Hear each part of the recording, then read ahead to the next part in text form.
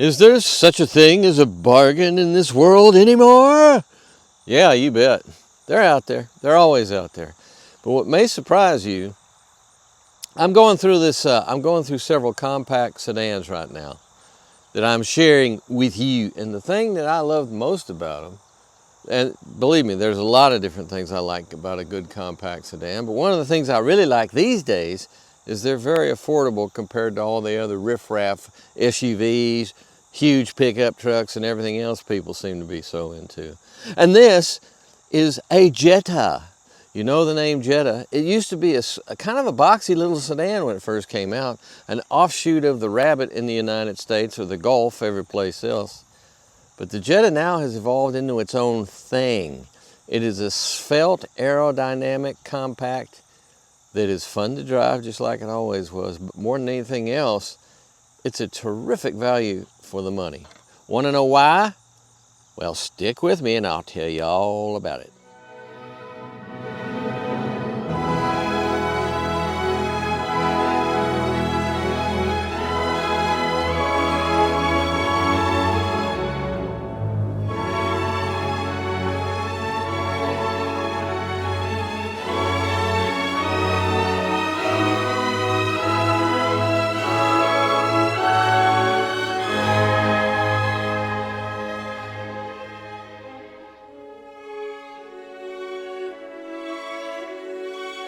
You ever wonder how long logos have been with certain companies? Boy, I tell you, Volkswagen has had this Volkswagen logo for a while now. The basic logo has changed over the years, and it's evolved into what you see now. And what you see now is also something that's evolved considerably, because this is the 2025 Volkswagen Jetta 1.5T SE model. There's also the GTI version of this car, which has got a bigger engine, a 2-liter, instead of the 1.5 liter. Both are turbocharged, and both have this wonderful little 105-inch wheelbase, which is actually a very, very good wheelbase for a car with this mission in life. It's a compact, but it wants to have enough room for 4 adults to sit comfortably on a nice long trip. And I'll tell you something else about the accolades I give this car for going on a nice long trip is it gets tremendously good gas mileage, especially with this little 1.5 liter engine, which is a little thing, but it's got its turbocharger and it pumps it along just fine. Thank you very much. It's no rocket ship by any stretch. However, it gets out of its own way just fine. But more than anything else, it delivers excellent fuel economy, especially if you're driving it around town. If it's like your daily driver, going to and from work and things like that, holy cow, you'll save a lot of money on fuel, because it's almost into hybrid territory in terms of its efficiency. It gets in the close to 50 miles per gallon if you're frugal with your driving habits. And it does this by just getting an awful lot out of an awful little. In this case, a 1.5 liter turbocharged inline 4, which we should take a look at right now. There's something I love. You know I love it. Maybe you don't know I love it. Why would you care? But one of the things I love is simplicity. I love it when a machine is actually very straightforward and easy to understand, because that tends to make it easier to live with. If you need to do anything to it, if you need to maintain it, whatever. And our little 1.5 turbocharged engine here is beautiful in this regard, because it's so straightforward that I can actually give you a good illustration of how a turbocharged engine works because of the way this thing is laid out. First of all, it's transversely mounted, of course, and it's a 4-cylinder. 1, 2, 3, 4. There's our sparklers right there. Right there, you need to change them. They're right there, but of course, you won't need to change it for every 100,000 until 125,000 miles, most likely. I'm assuming it has the iridiums or whatever kind of spark plugs that everybody uses nowadays. But for a very tiny engine, this engine puts out 158 horsepower at 5,500 RPMs. And our torque value is 184 pounds of feet at a very lowly 1750 RPMs, which is terrific because that gives you some low end grunt for this little engine. Now, let's take a look here. This is so great.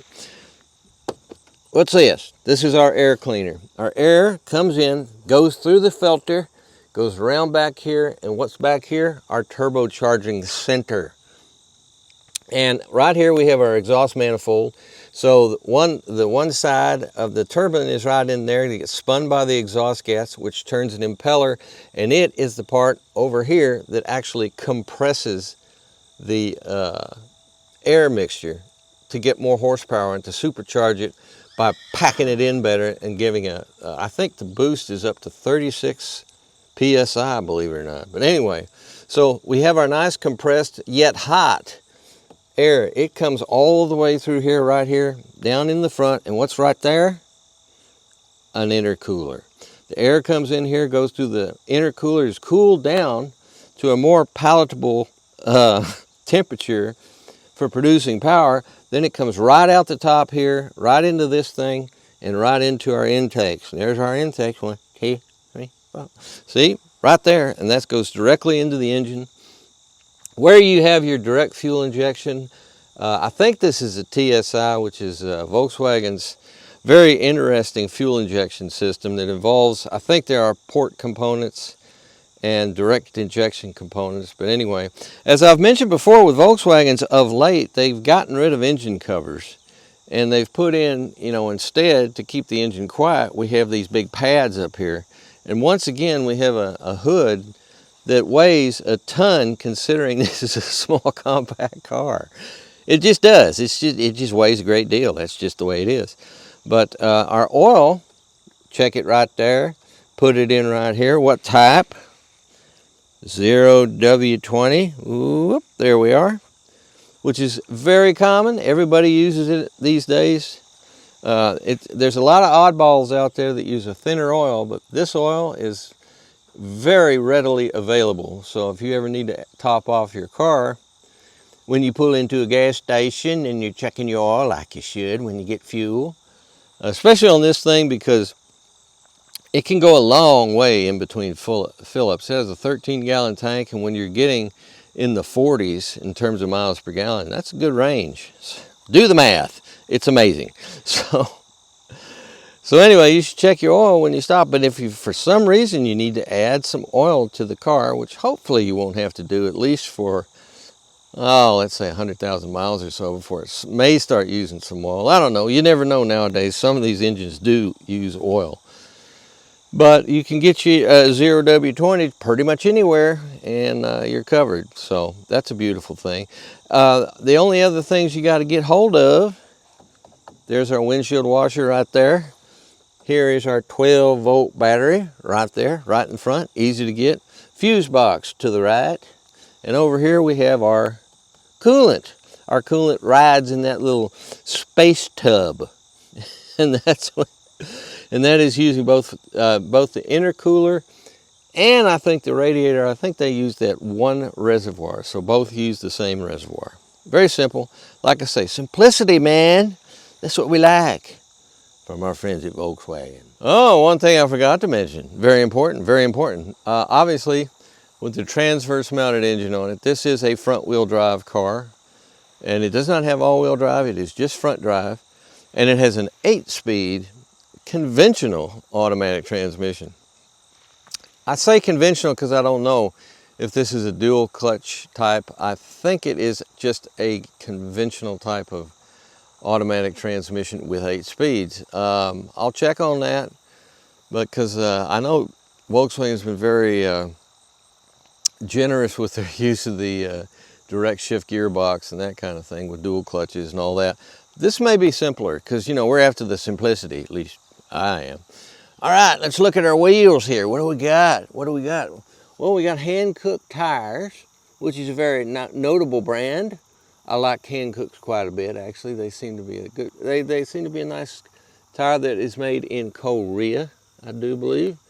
What's our tires? Look at my shadow in there. Can you, oh, sorry. Tire size is 225/40. 45 or 18-inch wheels on this little car. How about that? Hell, that's what a lot of trucks have, 18-inch wheels. But there you go, and it has some real generously sized brake rotors and brake calipers, which is real normal for Volkswagen. They've always been very good in the braking department. Just the handling and braking department in general. They've been very good about that for a long, long time. Now, as we look at a little bit of profilage here, you will see that it doesn't look like a whole lot of space is being devoted to the rear door and the rear seat. However, you may be surprised when we get in there, because it's actually pretty roomy. It's a compact. It's competing with like the Elantra, which I just did, and what else I got? I've got all these cars that are compact sedans that make me happy because they're so affordable and they're such great little cars. Ah, look here. Here is our trunkage. Now, as usual, we have the 60/40 fold down in the seats. We have about 14.8 cubic feet of space down here, which is pretty dadgum good. It's not the most luxuriously finished thing in the world, which is one of the reasons why this isn't ultra costly. It actually makes perfect sense the way it is. The liftover is not too awfully bad. What's under here? I always like looking under here. Gosh, I can't find my way. There it is. Look at there. We have a temporary spare tire with all the accoutrements. Excellent. See, you'll get where you're going. That's another good thing about these little compacts. Their simplicity helps make sure they get you to work, get you where you're going. You have a flat, just throw on the spare. You don't have to wait for the auto club or get out there and fuss with some kind of gooey crap that you got to stick in the tire and then pump. Oh, don't get me started. But anyway, over 14 cubic feet of space back here, and that is a lot. You could get a lot of suitcases back there for all your passengers. So how about that? Do you like the lines? It reminds me a little bit of, it's like Hyundai-esque in its swoopiness, but then again, it still has kind of a Volkswagen signature to it. It does a very nice job of giving you some Volkswagen identity, while also being very, very aerodynamic and cool, like the Elantra. I just say the Elantra because I just had one. And what you will see, if you haven't already, I don't know which one of these is going to go up first, but they're both really, really nice cars. And of course, this one is a Ford. No, it's a GM. No, it's a Toyota. It's a Volkswagen.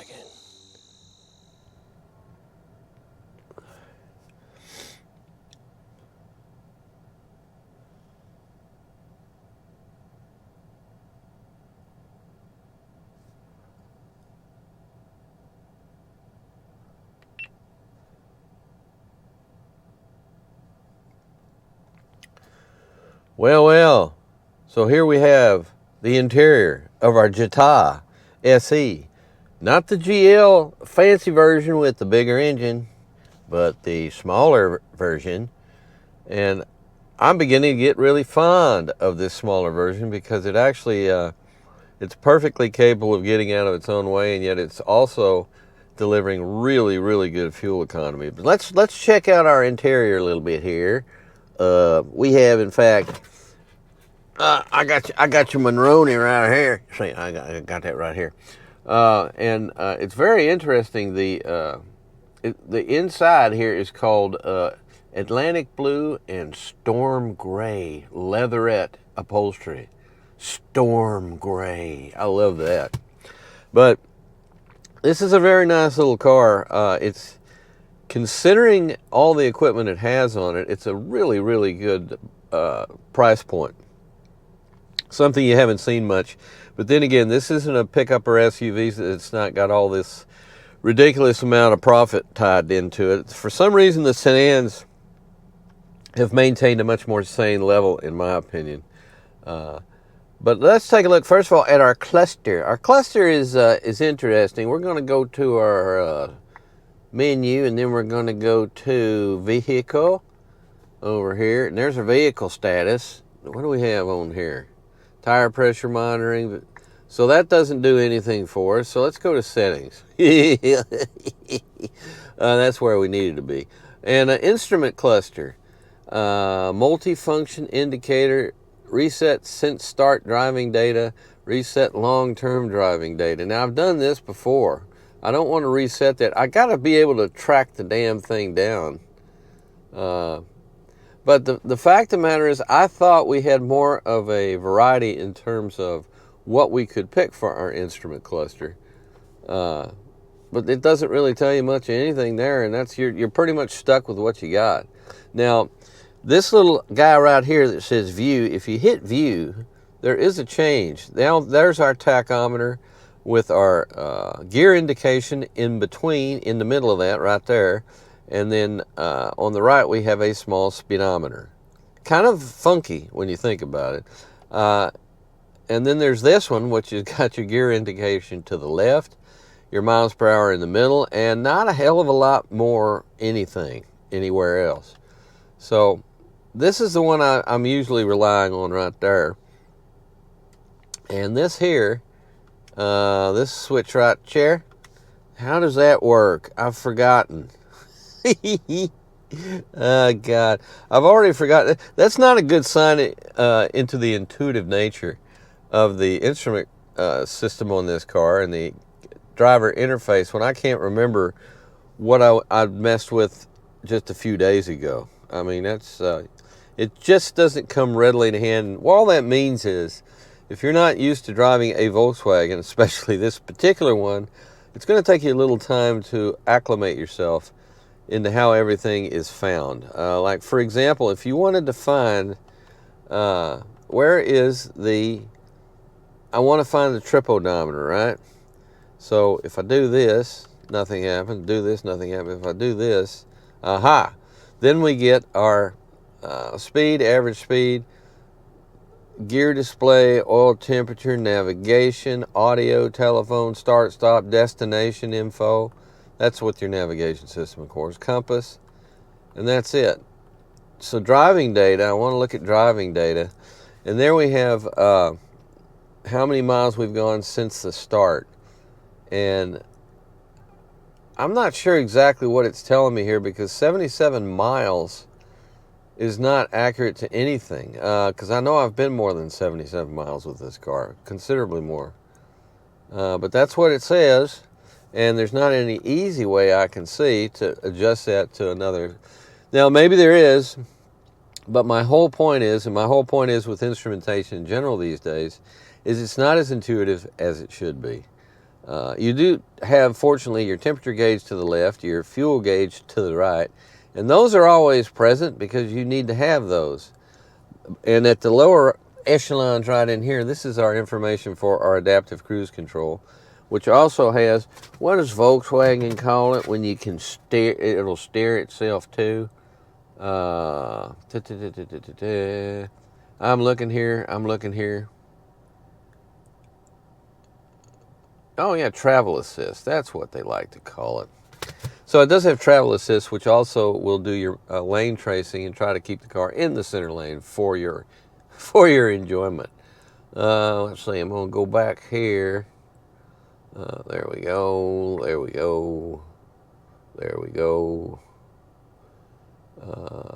Selection. What's this? Driving data, vehicle status. Wait. Go back to driving data. Since start. Long term. There we go. That's what I've been trying to find. Why is it they just don't do regular trip meters anymore? I have no idea. Most cars don't. It's unusual if you get one that does. It's easy to access. It's straightforward. But this one is I have, in fact, driven it 239 miles.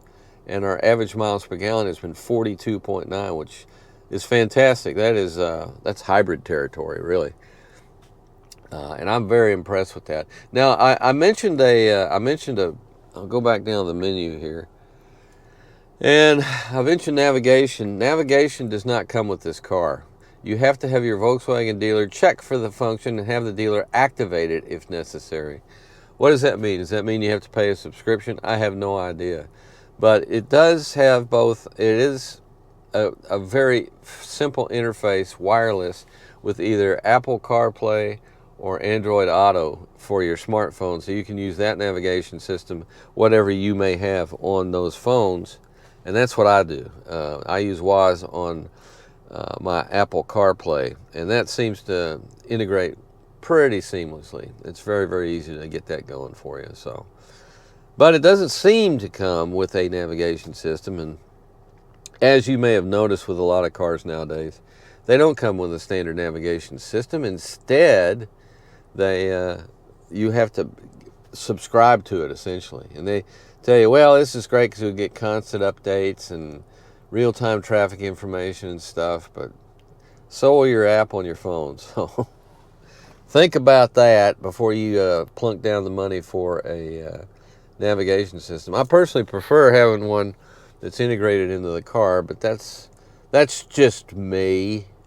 Now, how do we go back? How do we go back? Well, there's that. We go back to menu. That's why. A car. Let's just go back there. There's our long term again. Now, how did I know that was going to come up? Well, because I went into... Anyway, it drives me crazy the way they go these days, because they're just experimenting with stuff, I feel like, for the heck of it, to see if people like it or don't like it. And I don't like being a beta tester, so there you go. Not my favorite thing about this car, but what is my favorite thing about this car is how it drives. And being the fact that this is a compact car, and it feels compact, left to right, front to back, and headroom and legroom, it's fine, it's good. But side to side, as far as hip room and everything else, this is a fairly compact car. In competing with your Mazda 3s, which there's another part of this video where I talk about its competition in the compact department. I left out the Mazda 3, which was dumb, because that's a really good compact car. But your Civics from Honda, and your Corollas from Toyota, and your Elantra, or the... I can't remember which one it is but anyway, the Nissan Sentra, all of these cars are fighting for your, let's just say, your automotive dollar. And again, they all have one thing in common, is that they're much more affordable than a big SUV or even a compact SUV. There's a lot less that you have to throw out there to get the vehicle. So, a bargain. Keep that in mind whenever I talk about anything about this car. You're looking at a car that is actually very, very affordable.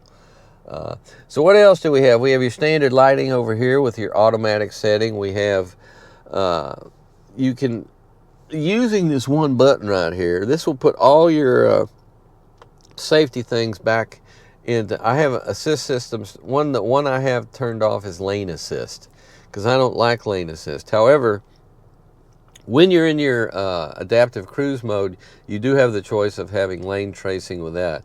Is it exactly the same as lane assist? I believe it's slightly different. I believe lane assist is more to tell you when you deviate, it'll give you some kind of a warning or things like that. But I really don't like those personally, because I live in an area that I constantly have to deviate from the set lane for all kinds of reasons, because of people getting their mail, and people pulling out of driveways, and deer running across the road, and tree branches falling, the normal stuff.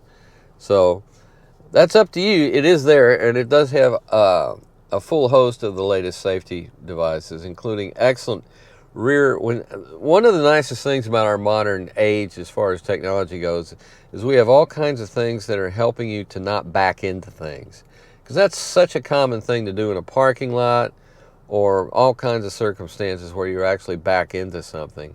And this car will tell you, I believe, I haven't driven it enough yet to determine, but I'm pretty sure it also has a braking system that will actually brake the car if you have it set up to do that. Let's see, can we do that right here? Drive safely? Well, we'll do that. Tire pressure monitoring, vehicle status, selection, well, we were there earlier. Lights, parking, and maneuvering. Oh, maybe that's it. Rear traffic alert. Yeah. Now, it doesn't have automatic braking, I don't think, but it does have an alert, because I've used it, and it does work. It does tell you if a car is about to zoom in behind you in a parking lot. It'll tell you the moment that car is anywhere near you, it'll let you know. So, well, you got anything else here? No, this is good. All right then. What else can I tell you about the basics of our steering wheel? Is our left side is our cruise control area, which is your adaptive cruise control and your what do they call it? Travel assist. You can activate that as well. This is a little different than most people are doing nowadays, most manufacturers, but it's pretty easy to master. You get used to it real quick.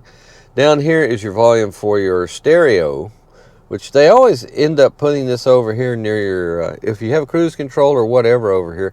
I personally like it when they consolidate all the radio stuff in one place, but it doesn't matter. Like I say, if you own the car, you'll get used to where everything is, and it's not going to be an issue. On the right side, you've already seen me operate here. This is dealing with some of the central menus in the instrument cluster more than anything else. And this selects your preset stations, i.e. your favorites in the sound system. So, and that works really well. As far as, there's a big thing going on that we go back and forth about hands-free operation. And what they actually mean is their ultimate goal is not necessarily not doing it with your hands, but keeping your eye on the road. And this is where they drop the ball when you put so much stuff in the central screen that you have to access. Common stuff that usually have a switch. For example, now this down here is great for selecting your favorite stations because you can do it without taking your eyes off. You can feel it. Same thing with the volume over here. When you're driving the car, you can just feel around with your thumbs and find it. You never have to take your eyes off the road. But with a lot of other vehicles, a lot of other protocols as far as how you do stuff, you do have to take your eyes off and use the touchscreen. And it's like they're missing the point sometimes when they're trying to do something that is going to be easier for you to access without being distracted. And at the same time, they're putting different stuff in your car to make you distracted. So again, we're in such a strange period of time when it comes to working out a proper interface for everything together. So that's how that works. We drop below our main screen here, and we have our heating, ventilation, and air conditioning system, and it is pretty straightforward. This is the one area I feel like we have more standardization with vehicles than any other area is our air conditioning. But it has an automatic setting, which it's on right now, and you can adjust your temperature. You have 2 zones, or you can have them sync together, and you have heated seats, not ventilated seats on this car, but heated seats. You drop below here. Here is your wireless charging for your smartphone. Here is your USB-C ports, and there's 2 of them. The engine start-stop, instead of being up usually right there where they usually are, is down here. And again, it's something you just get used to. I can't say it's really bad or good or any of these things. It simply is. So a very conventional mechanical shifter up here, which I'm sure is tied into electronics, but as far as your interface with it, it is purely mechanical. And if you want to go into the manual mode, you go right over here and shift up and shift down and back to drive. So that's very easy to master, very common type of, again, a certain area where there is a fair amount of standardization in the industry, but that's changing. I mean, you see more and more people taking this shifter, getting rid of it, and putting something like a twist thing or something on the steering column. So it's all changing. You just have to see what works for you. But I will say this: pretty much however they do it, you'll get used to. If you own the car, you'll get used to it, and most of it all works fine. I mean, it's just a matter of. I've never heard anything about the more electronically oriented units having problems. I think they for the most part they work out real well in the reliability department. But it is kind of nice. I personally like having something that's a little bit more mechanical because they tend to be pretty trouble free. If you spill some coffee here, and you will, because your cup holders are here. You'll get all excited. The dog will come up here. I mean, there's things that can occur. But with a mechanical system, that's usually not a big problem. It can be a problem with fully electronic gear selection. By the way, if you ever see the movie, there's a movie that goes way, way back to, I want to say, the 50s. It's in black and white. It's called Fate is the Hunter. And a spilled cup of coffee in an instrument console causes a great deal of trouble on an airplane. All the way back then, I believe it could be the 60s, but I'm almost positive it was the 50s. Fate is the Hunter. Here is our little compact but perfectly acceptable console, and we have another USB-C port right there, which is great. Look at all the switches that could be. Probably are on different trims, probably are with the GLS version of this car, which has the larger engine and it's just got more stuff on it. But like I say, for the price, this is real hard to beat. This even has a very nice moonroof on it. That's an option, I believe. I believe that's like $1,000. Oops, $1,000. Let's have a look. Let's have a look here. Optional technology and convenience. There we go. Packages and options. There it is. Is it only $400? Oh wait, I can't read this. Pearl. I didn't know this was an optional paint. That's interesting. There's no charge for your 8-speed transmission. That's good. You would have thought that would come with the car, but you know. I don't see it, but I could have sworn there was an additional charge, but it doesn't matter. It has it. It's $27,000, and it has a very nice sunroof on it. Very easy to access. Somebody leave their glasses in here? Every once in a while that happens. And I have 77 pairs of sunglasses. I do not do that. I would never do that to my fellow testers. I would always leave their stuff in the car. Got your dome lights. And I think those are actually not... Yeah, it looks like a genuine light bulb in there. How about that? A nice warm feel to it. But you have your... let's take a look at this leatherette. It's really pretty interesting. This is... my wife did not like this particular seat ergonomic situation very much, and as is usually the case these days, the passenger doesn't get near as many adjustments as the drivers do.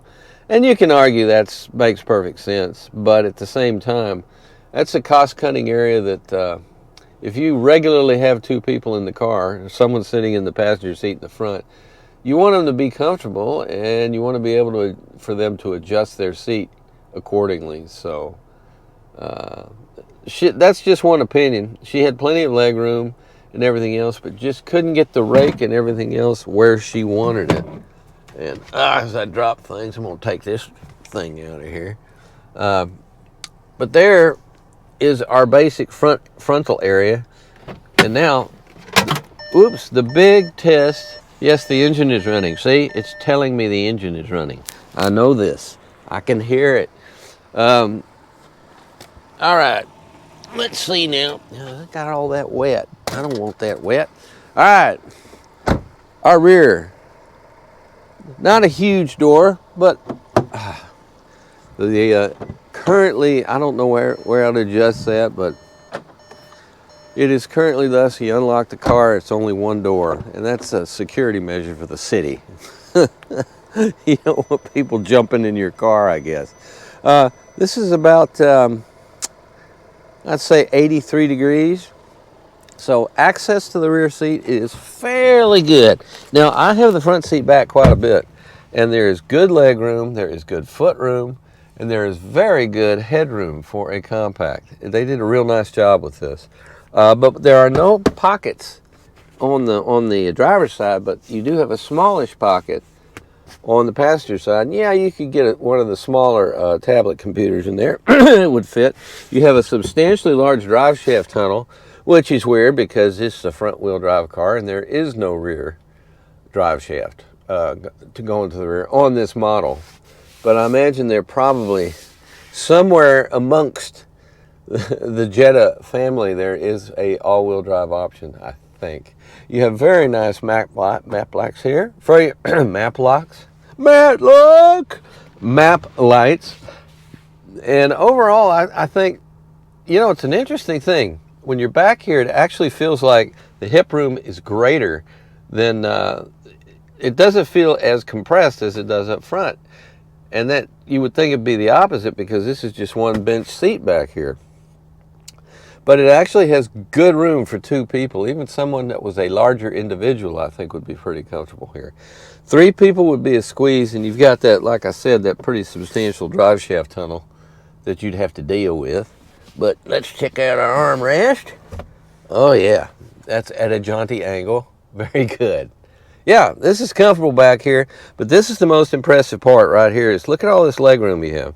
And like I said, the seat is back further than I would normally have it, and I'm 5'8". This is I have it at about 5'10" to 6 feet area set for the front seat, and yet I still have a decent room back here for my rear seat passengers. So not bad, huh? You can put your car seats for your children back here. I think you could do too if you needed to without too much trouble. And this car does have, as I showed before, a very generous trunk. There's a lot of room back there, so practicality. It has a lot of it. It doesn't have quite the room as an SUV, but at the same time, it is considerably less expensive, and there's not a whole lot of SUVs except some of the hybrids out there that get this kind of gas mileage.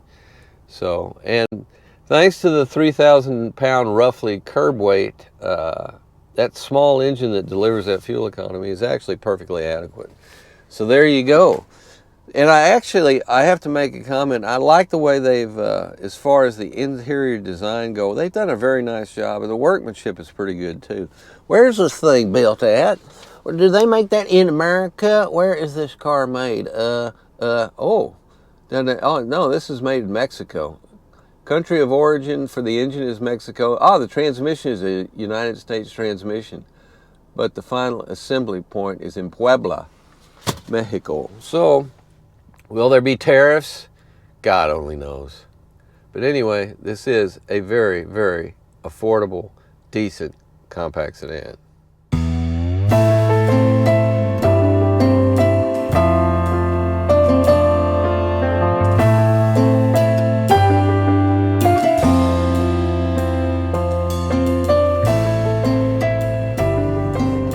They spoke not of inclement weather, and yet it is dark and cloudy. Good thing I have my little Jetta here. It's a good little car. I do like this car, but I'm discovering that I'm really starting to appreciate the compact sedan in 2025 in that it has survived the onslaught of all these larger vehicles. And it's actually the most important thing I've always said when you buy a car. First thing to ask yourself, how much room do you need? How big a vehicle do you need? And you should always get something that's big enough for what you need, obviously. But a lot of times people start to think about it and they decide, I really don't need that 4-door dually crew cab pickup truck because I live in an apartment and I work at a bank. So, but the thing is nowadays, if you want to buy a new vehicle with a nice long warranty and all that good stuff, a compact is a good choice because you can actually afford these things. And they deliver a lot. All the a lot more driving pleasure than your big SUVs. And it's not only inexpensive to purchase, comparatively speaking, it's inexpensive to operate and maintain because it's one of these excellent little compact sedans, and the competition is getting brutal. Unfortunately, if you like your American vehicles, American manufacturers decided that these compact sedans is crap, basically, and they don't sell them anymore. And so, fortunately for everybody else that is not wedded to the idea of just getting an American make, you have a lot of cars to choose from out there. Toyota has the Corolla. Nissan has the Sentra. Mercedes has the C-Class. Let's see. Hyundai has the Elantra. Volkswagen has the Jetta. Who else? I'm missing somebody. I'm missing somebody important. Honda has the Civic. I mean, these are all excellent cars made by excellent manufacturers, and you have quite a bit to choose from. But it's just kind of sad in a way that the American automakers just decided they're not going to participate. And the same way they're discovering that they're not going to get parts to build their cars either.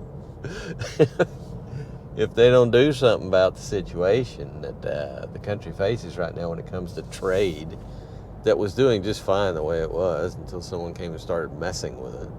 But onward to why it's a great thing. Look at the handling on these things is so much. Especially the Jetta has a history. Years ago, the Jetta was really such a performance sedan, and people saw people everywhere tricking them out and doing all kinds of lowering of the suspension and souping up of the little 4-cylinder engine. But somewhere along the line, the Jetta decided the suspension became less firm and a little more oriented towards a smoother ride. And some people that think the Jetta suffered because of that, I really don't agree with that necessarily, because I think for most people there is all kinds of reason to have a car that is actually smooth riding. That becomes more important than having something that is just super good at cornering, and this car still corners really nicely. It definitely has a softer suspension than the Jettas of old, but I can't believe what they've done to this road. It's so nice and smooth all the way up to here. Now it's more of a normal road, which I can test on better. But back there, boy, that's smooth. I mean, you can drive anything on there, and if it rides rough on that smooth pavement, then you have a rough riding vehicle. That's what I'm saying. But this car does very, very nicely in terms of absorbing all the shocks. And there's ducks. Did you see the ducks? There were ducks there. I don't know what they're doing right there, but they were hanging out together. The thing that's amazing about this engine is so small. It's a 1.5 liter. Turbocharged, of course, because what isn't these days? Very few are not. But it has an 8-speed transmission to go with that little mill. Now, to me, an 8-speed makes a lot more sense for a vehicle like this that has a tiny little, with under 160 horsepower. I believe it's 158. It makes a lot more sense to have more gears, just like if you're not the world's most powerful legged bicyclist and you're going through a lot of hilly terrain, it's nice to have all these gears, like 18, so that you can pick the one that's just right for your cadence. And with this, when having 8 speeds with this little fairly modest power output, you can always find a gear that's going to work pretty well. So all in all, I'm very surprised by this power plant, because it seems to do a very good job overall. It's not a rocket, it's not super fast, no, but it does the job. And if you want more power, you can get a GLS version of the Jetta that has a 2-liter, 500 cc's bigger. Look at that. What's that? That's like 25% heavier? I mean, more displacement? Or is it 50%? No, 50% would be 750 cc's. But anyway, it has a much better power output, like in the I think 220 range, something like that. But I'm telling you though, for most people, this little bugger will do just fine for you.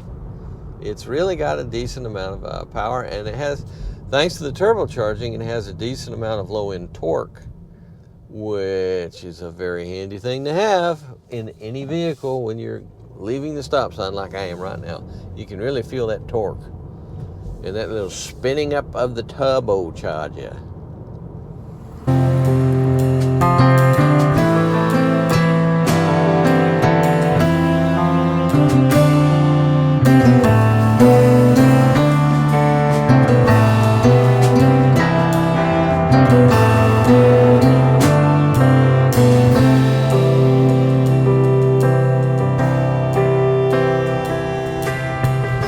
When you need to charge your turbos, that's what you want, a turbocharger.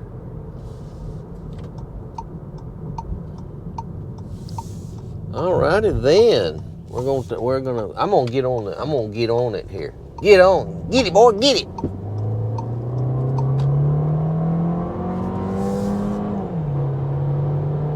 See, it's doing all this shifting.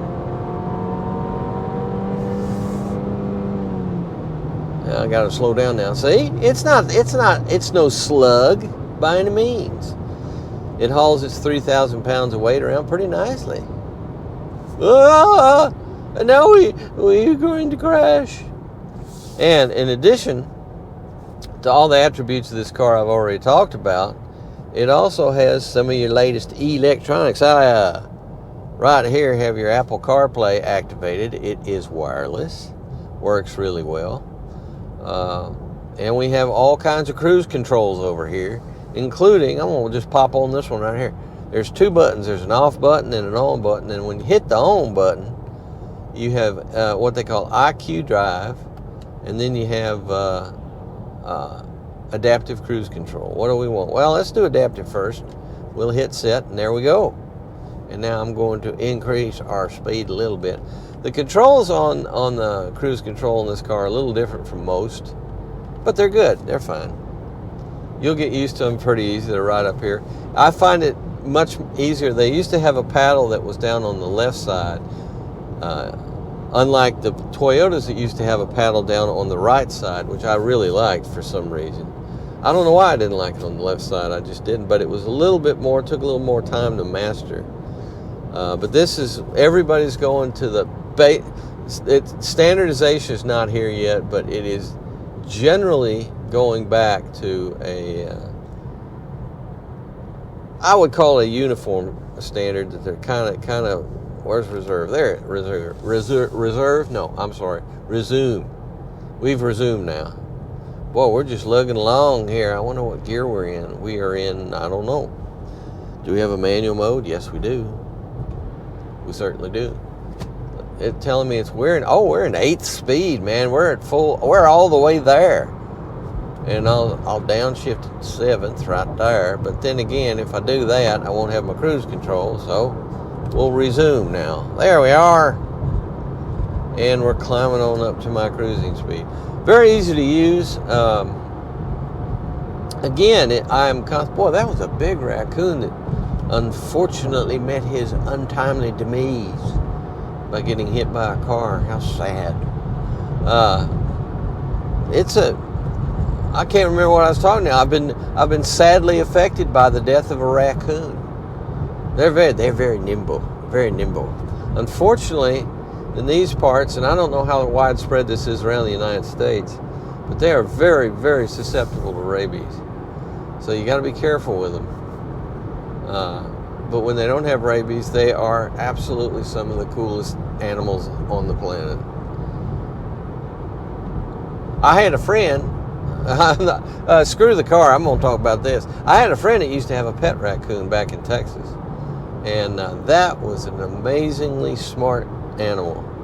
He told me, I never saw him with it, but he was telling me when he was younger, he did. And it used to come up and sleep next to his head on his pillow, like a cat. But he told me, he said, so much smarter than cats. He could get into anything. Those dexterous little fingers.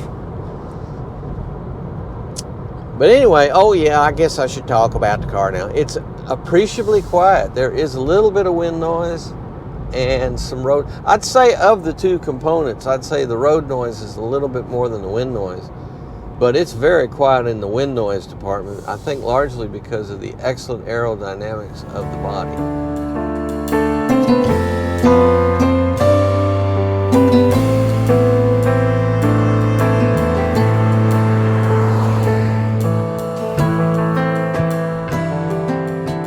Well, so here we are beneath the Jetta, and look at here, we have a genuine torsion beam rear suspension. What in the world's that, Boots, old buddy? Well, I'll tell you. It's not really an independent suspension. It is essentially, it's very simple, and that's one of the reasons they use it on an inexpensive car, is you have a beam going across. A lot of times these are just basically a pipe, but this is more elaborate in its ways. And you have a little cup here that holds your coil spring right here. Then you have an outrigger connection here for your shocky absorbee right there. Sorry, there we are, right there. Coil, shock, and then what happens when you go over a bump? Well, this whole thing is just a torsion beam in that it just flexes. And it flexes on the right side and it flexes on the left side. Now, the operation of this is such that it can act almost as an independent suspension, because this is fairly, in its way, is torsionally separated from the other side, but not really. They're still part of the same thing. So when this thing is compressing, as you see it here, and this one is extending, oh, that's really extending there. Yeah, that's off the ground. Look at that. Huh. Maybe the compression side is helping to extend this. I have no idea. But the fact of the matter is, there is a connection between the two, so it's not entirely independent of each other. And the actions that are taken on this suspension right here on the passenger side of the car are in fact also received on the driver's side. However, the amount is pretty damn negligent. So it pretty much functions as an independent suspension, even though it's not independent. Does that make sense? I hope so. But this is all, there's a forward, can't really see it very clearly here, but this being a unibody construction, there's a unibody up in there. Sorry it's so dark, it's late and I'm running out of time. The fact of the matter is that this very simple beam situation just attaches to the frame of the car, or excuse me, the underbody of the car through some linkages in here. They're not even linkages. I think it may be bolts. I'm not sure. But it's like I say, it's very simple, and it's very effective. It's not a bad way to do things, especially if you're trying to save money. And they're also fairly lightweight because there's not a whole lot to them. And it should also be, dare I say it, a bit rugged, because there's not a whole lot of links and things like that are involved with it that could break or seize or do things that links can sometimes do in extreme situations. Now, as you can see, we do not have a prince of ground clearance here. We have sufficient ground clearance, but it's pretty low to the ground. But Volkswagen has thoughtfully provided all this, I believe that is a composite of some sort, a plastic, to streamline the underside of the car, which helps contribute to that superb fuel economy that it gets. And since you just have front wheel drive right there and the engine's right up there, all this is just kind of like a trailer back here. Matter of fact, there are trailers that have this very suspension pretty much. So it's just dragging along, but it's not providing any kind of further drag through any kind of a rear-wheel drive system or anything like that if this was an all-wheel drive version. Can you get an all-wheel drive Jetta? I don't think so. I don't think 4Motion has made it to the Jetta, but I could be wrong about that. But anyway, straightforward. Your fuel tank is, I think that's it right there. And it has a little shielding over it here. So I'm pretty sure that's where your fuel tank is right there. And then, like I say, most of the middle of this is just, it's no man's land with a cover on it. There's nothing going on there. And here is your mufflage. And the exhaust system is tucked way up in there, very, very nicely done. So maybe that's part of the reason why you have such a huge drive shaft in the rear seat floor, when you don't have a drive shaft at all going to the rear. So anyway, very, very simple, very effective, and the result is a decent but not fantastic ride. I mean, a compact Subaru will smash this to the ground in terms of its greater ability to absorb bumps. But Subaru, I think, in the class of compacts, is at the top of the market in terms of ride quality. But this is not bad. Don't think for a second I'm saying this is crap, because it ain't. Overall, it rides pretty good. If you get on a really rough road, the whole system, the front and the back suspension, reveals their more, let us say, economical nature. But otherwise, it's a very good system, and you're not going to have trouble from it. And to the best of my knowledge, it doesn't have a whole lot of control in terms of caster and camber in the back, which is good and bad. The bad side of it is the tires are not going to probably wear as perfectly on the rear tires as they do on the front, because you don't have any upper control arms that I know of. Are there any up there? Let's shine up there with our laser. Our laser. No, there isn't any. But we do have this link here that's just part of the torsion bar. Torsion beam, sorry. So in that sense, it will chew up tires probably faster, but not anything you need to worry about. But in return, it's not going to get knocked out of alignment either. And I don't even know if there's much alignment you can really do to this rear suspension, and should you have to, but I think odds are you're not going to need to because of the design. It's very sturdy, just the way it is. I do like the simple life, I have to say. So, our 2025 Volkswagen Jetta 1.5T SE has a base price of $24,975. Isn't that nice? Half what most cars are these days. And with options came to $27,150. I'm very pleased with this little car for so many different reasons, but one of the big things that really appealed to me was its simplicity. And when you take that simplicity and you realize that there's a lot of quality to this thing, it drives great, it's a very nicely put together little car, and it also has a decent amount of features in this SE package so that you pretty much have everything you need. It's for so many individuals that just need a good, solid, basic piece of transportation that's not going to be boring. This is a real good choice. I mean, all the compact sedans are like this in a way, but Volkswagen, in their own special way, does things their own way, which is the way Volkswagen has always done things. So if you want a little bit of German engineering in your compact, it's a great choice. You guys stay together out there. We'll see you soon. Do whatever the tube tells you. You dress like the tube, you eat like the tube, you raise your children like the tube, you even think like the tube. This is mass madness, you maniacs. In God's name, you people are the real thing. We are the illusion.